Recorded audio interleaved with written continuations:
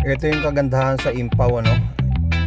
Impaw model 2025. Alright, yung features ng kanilang cambio, no? Yan. Halimbawa, galing ka sa reverse, no? Ayan, reverse ka.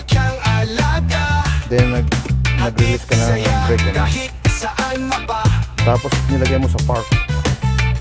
Yun, nauuna na yung kaagad yung parking brake, no? Ganun ang safety features nila.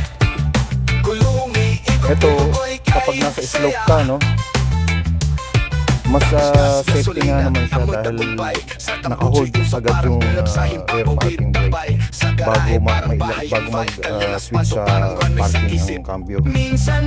Alright, so yung transmission naaalagaan siya na hindi na-compare sa yung kanyang parking power brake.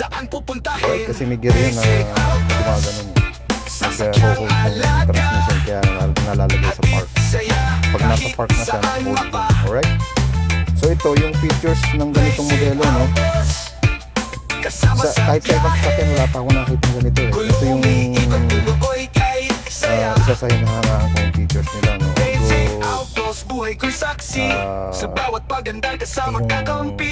Huwag na isipin bansang pinanggalingan, ano?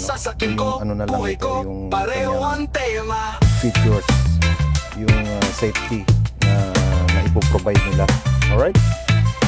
So ayan, pag nag-drive ka, lagay mo sa drive, ano?